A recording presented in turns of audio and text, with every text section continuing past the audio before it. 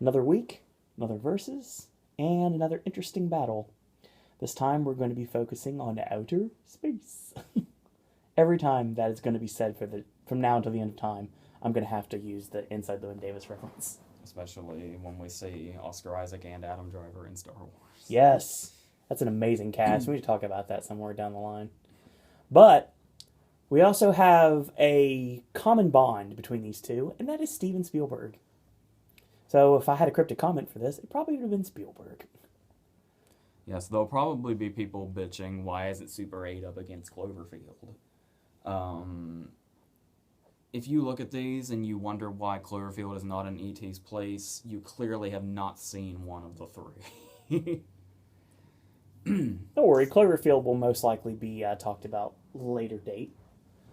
But for sake of tonight, we are going to be talking about a battle between E.T.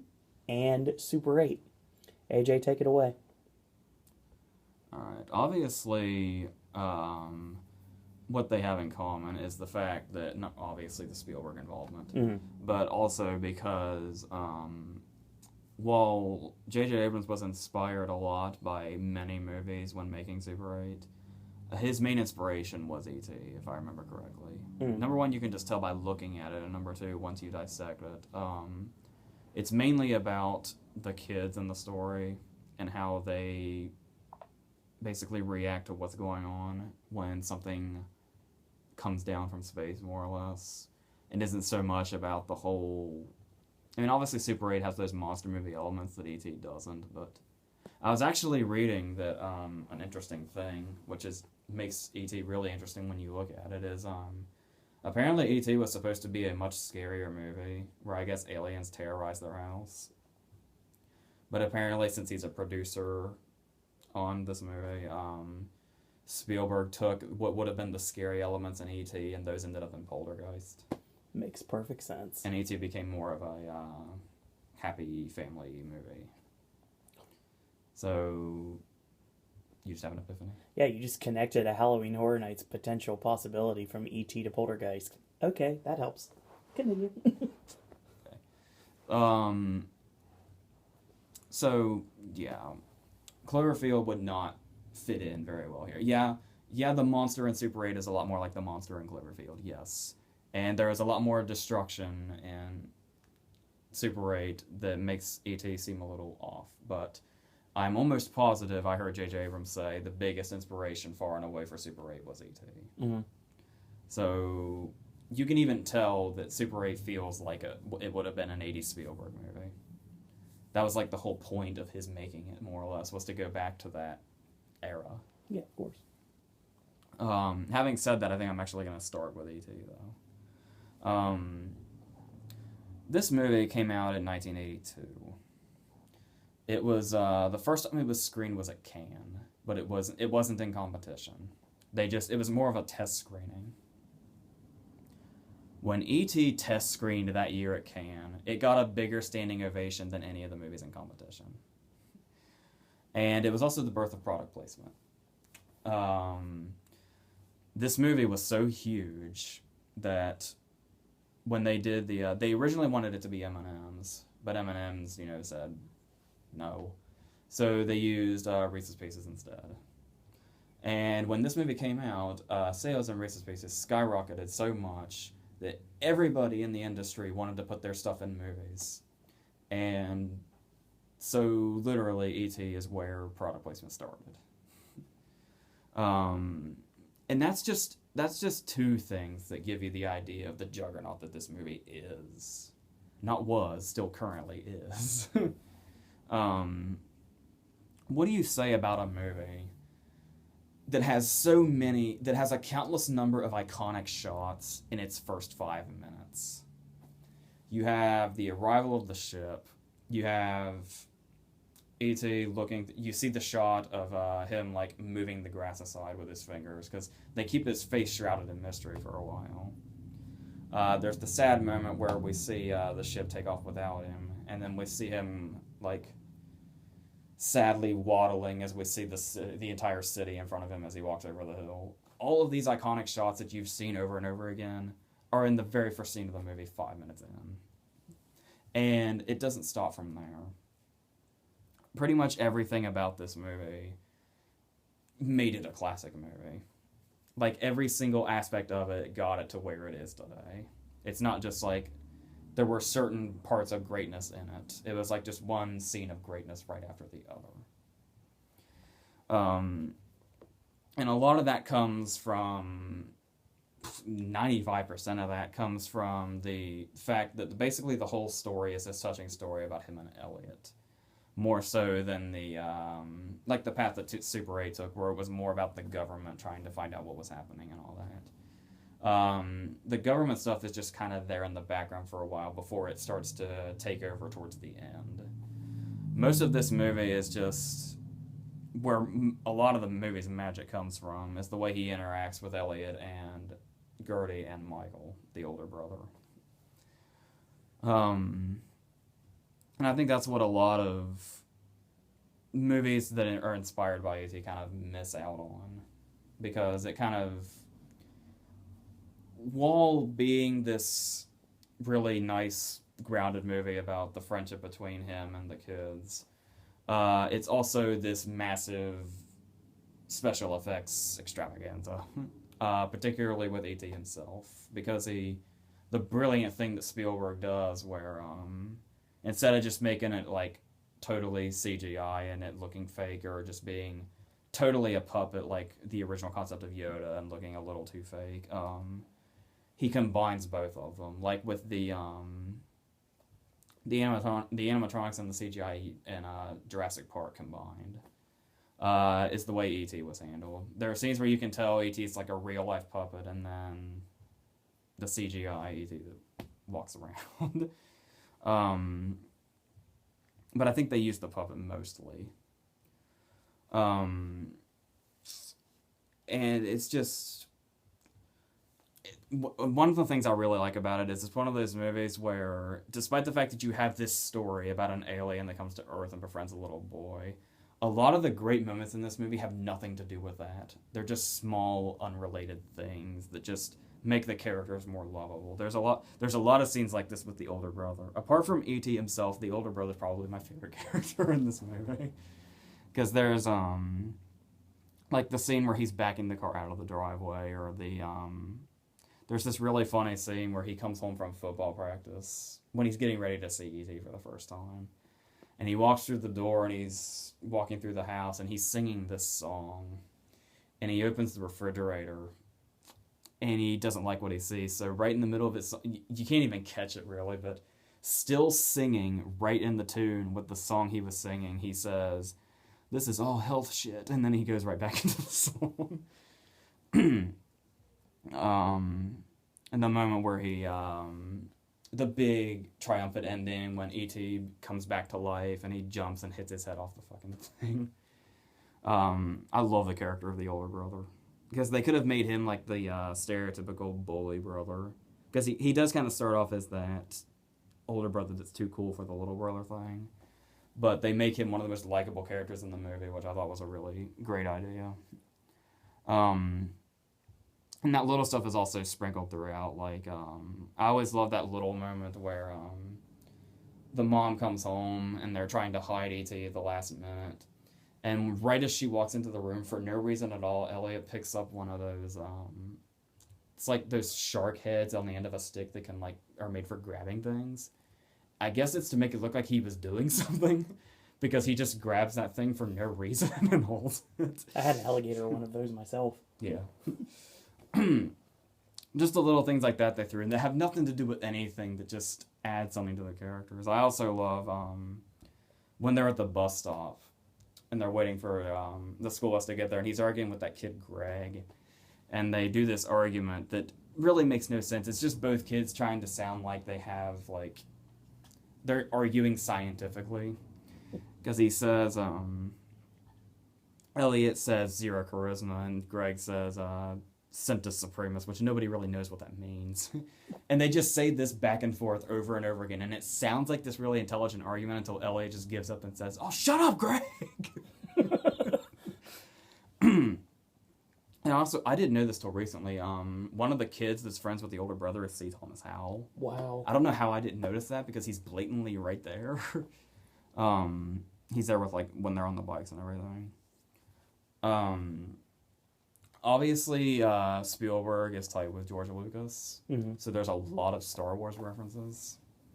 One of them that comes to mind is I always love that he seems to have like the low rent figures, like when he's showing E.T. everything in his bedroom, and he's showing him his Star Wars figures. He doesn't have like Han and Luke and Vader. He has Greedo, Boba Fett, and Lando.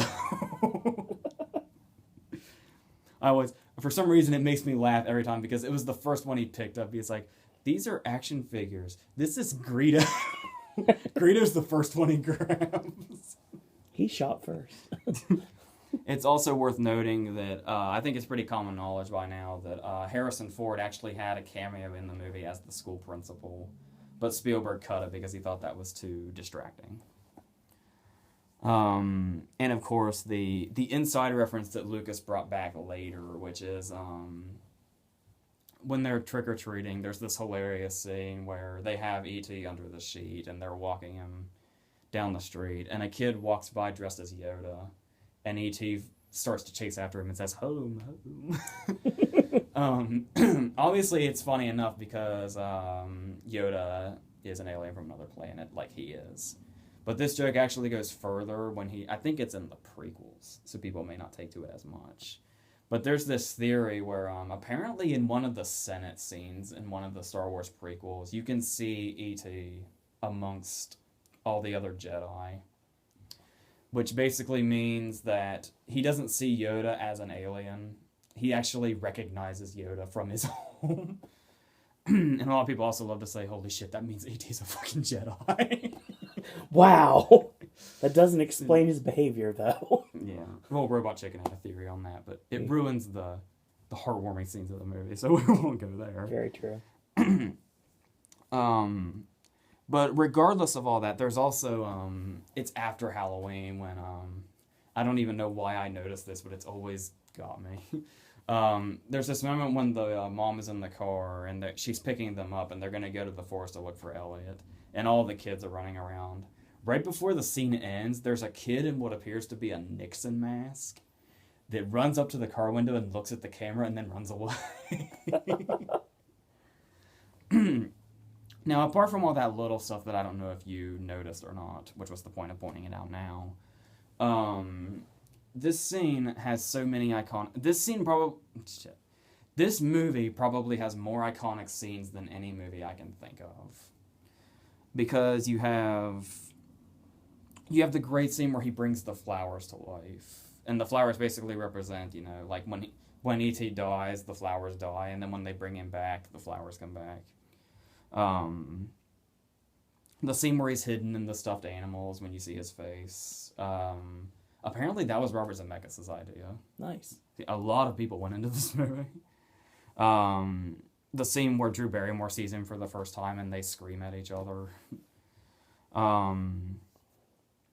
When Elliot cuts his finger and we realize that E.T.'s finger has healing powers, which comes back in a hilarious way when he says, ouch, and he touches Elliot's finger and fixes it. And then Michael, for Halloween, is going as a guy that has a sword through his head, which of course is fake.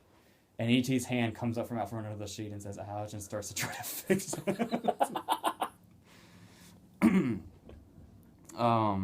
There's the stuff when he's hiding in the closet and he makes everything float. Just like the sunset shots when they're when it's Halloween and they're out trick or treating. That's what they say they're doing. And also the sunsets come back with the when you see the guys in the suits like coming up over the hill. And that is, of course, to not even mention the flying bikes, both scenes. I actually prefer the first time it happens when he's in the Halloween costume and they go through the forest at night and then go over the moon, as opposed to the more famous scene where they do it at the end. Where everybody complains that the guns were changed to walkie-talkies. I don't know why people fucking care. It's really not that big a deal. The E.T. adventure ride at Universal. And then, of course, the heart. It's really bittersweet, though, because you know all E.T. wants to do is go home. And he finally does, but Elliot really wants him to stay, and he tells Drew Barrymore to be good, and then he says, I'll be right here, and the scene that you have to be soulless to not really, really try your best to not get emotional when they point at each other's hearts and say, ouch. Yeah. Have you heard, now that we've gone over all that, can you think of another movie that has that many iconic scenes in it? Not off the top of my head. When I was younger, I didn't care so much for the government scenes. I thought the movie lost a little bit of its magic there, like the fucking China syndrome scene where Michael's chased by the car. But now that I've grown and I've been watching those scenes again, there's just as many magical things there. Like a lot of people, especially now, especially since movie cynics are rapidly growing, unfortunately. Spielberg gets a lot of shit for the sentimentality in his movies. People think they're overly sentimental and he beats us over the head and all that.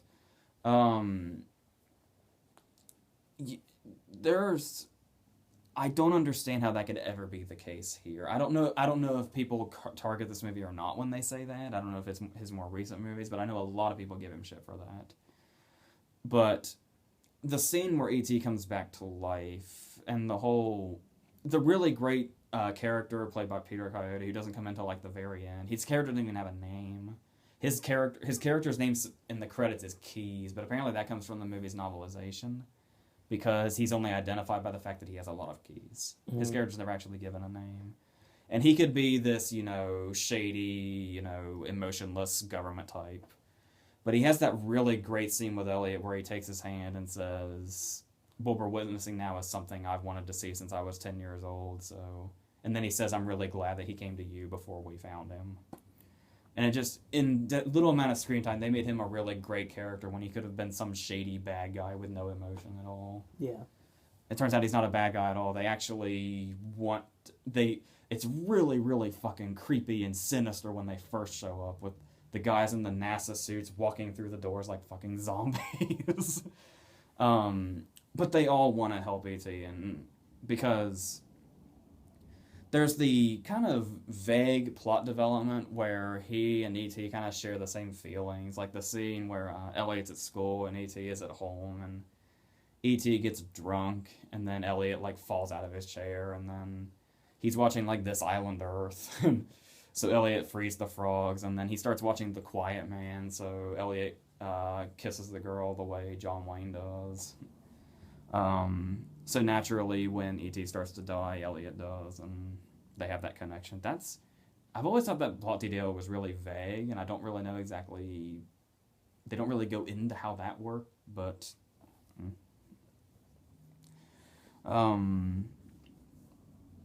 So yeah, if this movie doesn't really get your I don't know. I guess, to put it bluntly, if you don't have to restrain tears, I'm not saying if you don't cry, you're evil, but if you're at least not trying your fucking hardest to restrain tears at some point in this movie, whether it be when E.T. actually dies before he comes back, or when it be when E.T. leaves, I just don't know what to do with you. I don't know why you're here on Earth, actually. There's also I think this is probably one of Spielberg's greatest achievements. I know there's Close Encounters, and I know there's Schindler's List, and there's Private Ryan, and all that. But I don't think anybody has really given themselves such a distinct style and look the way Spielberg did with this movie. Even though it follows Close Encounters still. Another great technique I heard was a lot of the movie is shot at the eye level of a child. So it kind of has that feel where it brings you closer to E.T. and Elliot as characters, which is ingenious. I guess it's also worth noting this movie was nominated for 9 Oscars and won 4 of them. There's people who still think it should have won Best Picture, and I'm probably there too. I mean, it had some steep competition. Gandhi's the movie that won. There was The Verdict, and there was Tootsie, and there was Missing. All of which are at their own levels of greatness, but there's really no movie that just gets a reaction the way this movie does. And it's one of the few masterpieces to be created. Like, I think that's Leonard Maltin's comment on the front that says it's one of the greatest American films of all time. So it's clearly got its legendary reputation for a reason. Yeah, definitely. It's worth noting the Oscars that it won were the sound categories, John Williams' score, and the visual effects. It also got in for picture, director, original screenplay, cinematography, and editing. So many well-deserved nominations here that it probably should have taken. But Gandhi was a juggernaut that year, unfortunately. Gandhi's really good, but not at this level, not even close. E.T. actually is a masterpiece. For all the right reasons. And I'm really, really happy to say the first time I actually saw... I saw it a lot on... my aunt in Florida had it on VHS. Mm-hmm. And I only saw it when I was really little, and I'd usually fall asleep 10 minutes in. So the first time I actually saw it from beginning to end was when they re-released it in 2002 in theaters. I'm really, really happy the first time I ever saw this movie was in theaters. That's a really nice memory to have. Even if they changed the fucking guns to walkie-talkies, I don't care. So, that's basically E.T. So, yes, rightfully living up to its reputation. On the other end of the spectrum, we have Super 8, which came out in 2011, 3 years ago. Almost to the day.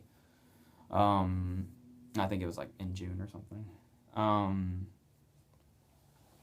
The thing that got Super 8 off at the start was J.J. Abrams has this thing where he builds a lot of mystery around his movies. Because he was one of the main producers on Cloverfield. And that really mysterious trailer was released with the Statue of Liberty's head hitting the ground. That's pretty much all we saw. Then this trailer for a movie called Super 8 came out. We knew that it was J.J. Abrams because we see Bad Robot. And we saw... Did we actually see the train crash, or did we just see the thing bust out? I don't remember exactly. I think different trailers had different things happen. Regardless, when Super 8 came out, nobody knew what it was because it was totally shrouded in mystery. And then, of course, it came out and it ended up being this love letter to Spielberg, who obviously is a producer on it. And it's basically his way of capturing, like, it's nostalgic in a lot of different ways. It's nostalgic for, like, as kind of a coming-of-age movie a little bit. And it's also nostalgic to, like, the different styles of movie making. Like, it captures the 80s coming-of-age movies like The Goonies, while also capturing, like, 1950s low-budget sci-fi movies. And blends them all into this really great creation that's just this homage to movies in general and a love for them, which is why the characters in the movies are trying to make their own movie. I can only imagine the fat kid that's the director of this movie. J.J. Abrams probably was something like this as a child, is what this script, I believe, is telling me. I don't know if that's true, but I can only imagine that's what he's... This is what J.J. Abrams was like as a child as well, without the whole alien invasion. And it's set in the 70s, complete with a 70s soundtrack. Like, well, mainly we have Don't Bring Me Down, My Sharona, and Heart of Glass. As I said in the Iceman review, if you want your movie set in the 70s, you have to have Heart of Glass in it. Yes. But basically what it is the story is obviously different from E.T., but it's got the same feel. This group of kids are making a movie with just a Super 8 camera. And it's this low-budget zombie movie. And he wants to get in a competition. He says there's going to be some really, hardcore competition. I mean, there's some 16-year-olds putting in there. We got to really up our game. And one day they're out filming by this train track, and they witness this awesome, though horrific, train wreck. It was one of the most talked about scenes of that year, and still is, really. Definitely. Which was started by a truck colliding with it intentionally. And of course, amidst this wreckage, it was holding this giant alien creature that busts out and gets unleashed on this little town in Ohio. Not too far away from us is where it was shot. Yeah. And then it begins, and half the movie is basically we follow this kid who the actor that plays him is Joel Courtney, I think is his name. And his dad is Kyle Chandler, and they are suffering the great Kyle Chandler, who is in everything now. Yes. Which is really funny, because this is the first thing I saw him in, like, for sure, because I didn't really watch any of his TV stuff. I hadn't watched Friday Night Lights. Yeah. So when he started popping up in every movie there, for a while, I just called him in my head the dad from Super 8. The movie has a really great opening shot, which is, it sets up this tragedy immediately where we're in this factory, and it says days without accident, and it's like 730 some, and the guy's changing it to back to 0. And it turns out that Kyle Chandler's wife and this kid's mom was killed in a horrible, horrible accident at this factory.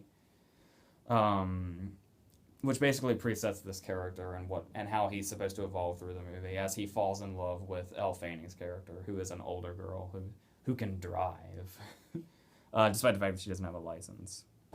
But it's kind of a forbidden love because her dad is responsible for his mom's death indirectly. So Kyle Chandler and her dad, who's Ron Eldard, who's considered one of the worst actors of all time, but I give him a break because I don't think he's that unbearable. They're basically at war here, so it's kind of a forbidden love thing amidst this story. So, and it's one of those stories where we have this group of friends, and what really sets this apart from other movies like this is every kid has a distinct personality. Like you have, obviously you have Joe and Alice, who are Joe Courtney and Elle Fanning. I didn't call her Dakota by accident, did I? No, you're fine. You have Charles, who is the kid who is writing and directing this movie, who is basically on a power trip. And he gets a bit of character development because he starts getting more and more vigorous as the movie goes on and more unlikable. And it turns out it's because the whole reason he asked Elle Fanning to be in this movie is because he is the one that liked her. But her and Joe are the ones hitting it off, so that's why he's bitter. And that's a lot more character development than we normally get in a story about kids like this. So I found that really interesting. Yeah. And it just happens to also be a monster movie. And then we have Carrie, who is the small kid, who is the pyro. You have Martin, who they keep calling Smartin, who is basically the really smart, geeky kid who unfortunately has a really weak stomach and will not hesitate to projectile vomit in sticky situations. And you have Preston, who's basically the kid they all walk over and don't listen to. Preston's the kid, when they're making the movie, there's a payphone in the background, and Preston's playing the extra. And he's supposed to be just on the phone to make the place look busy, and you see him really overdoing his miming of words into the phone. It's also great to pay attention to the writing of the movie, because obviously it's this amateur movie about like this 12-year-old. So the exposition is like really, really heavy. Like there's a scene later where Joe's playing a soldier, and he's like, we wouldn't be doing this if you didn't save my life in Vietnam, and it's like this really out of place exposition that this movie within the movie is throwing in. And during the end credits, you can see the movie. I don't know how many people stayed that long. You just have to listen to "Don't Bring Me Down" for a little bit, and then it's there, and then it goes into "My Sharon," which they sing for fun when they're waiting for Elle Fanning to show up. And what's great is it does that without. It's obviously a big budget current sci-fi movie with scenes like the train wreck and the gas station scene and the big monster itself. But it's able to do this the coming of age thing inside it without bombarding with the special effects. The special effects kind of come, the monster kind of comes and goes, and for the most, this disappointed a lot of people when he started showing up a lot. But the movie does a great job for a while of shrouding him, like when the guy's working on the electricity, and he's attacked and taken, and we don't even see the monster at all. And then there's the really great scene at the gas station where we see we see his reflection in the puddle, but we don't actually see him himself. The great scene where the guy's listening to Heart of Glass full blast on his Walkman, and we just see the cop's car get crushed outside. And then we have Noah Emmerich as the big military guy. I always love when he pops up in movies. He's great. He's basically the villain of the movie. One setback with this movie is some of the dialogue. Actually, a lot of the dialogue. With E.T., what felt like really, really natural stuff between the characters, like Zero Charisma, for instance. When the kids talk to each other in Super 8, it's almost like you can hear J.J. Abrams' fingers on a keyboard.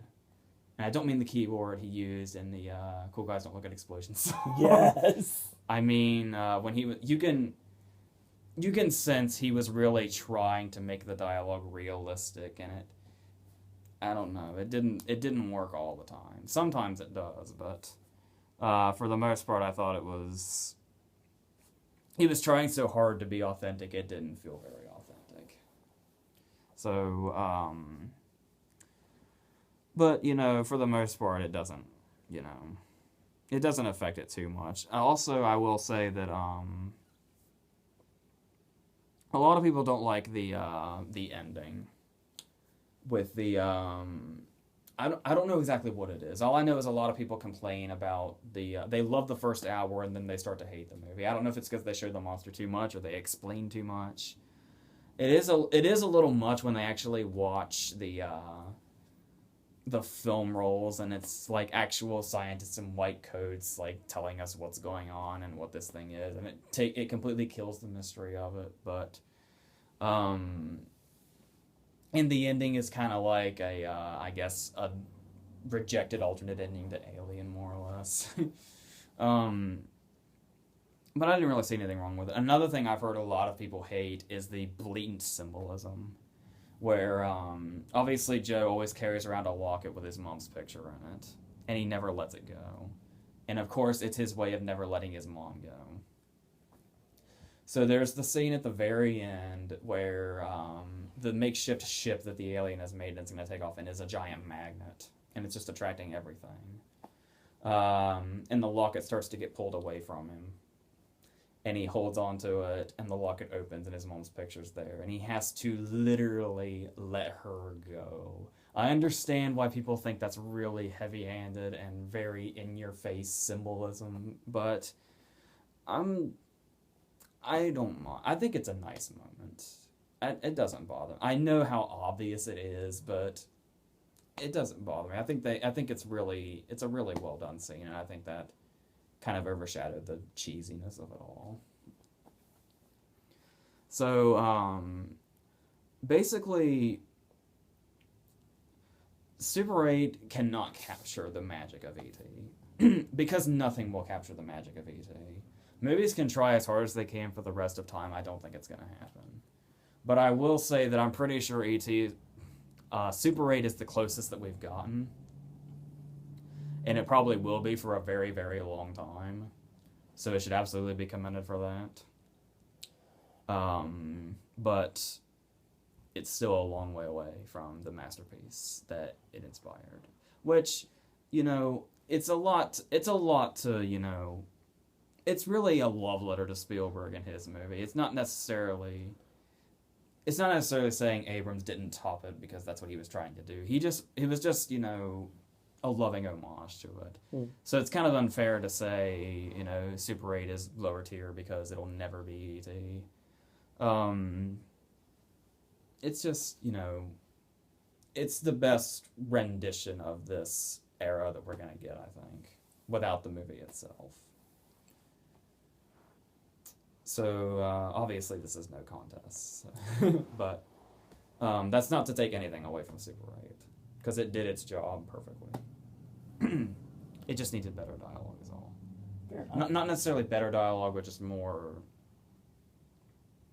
It didn't feel as real as it does in a movie like E.T. Okay. So, next week... we'll discuss that later, I guess. Yeah, I think we have it in mind, but we'll figure that out soon enough. Alrighty. That's another edition of Versus. You will be joining us next week. Wow, it's been a long day. And we will be doing yet another Versus, and we have Versus, like, laundry list, huge list of Versus, so don't worry, it's not going anywhere anytime soon. So, AJ, any parting words? That's it.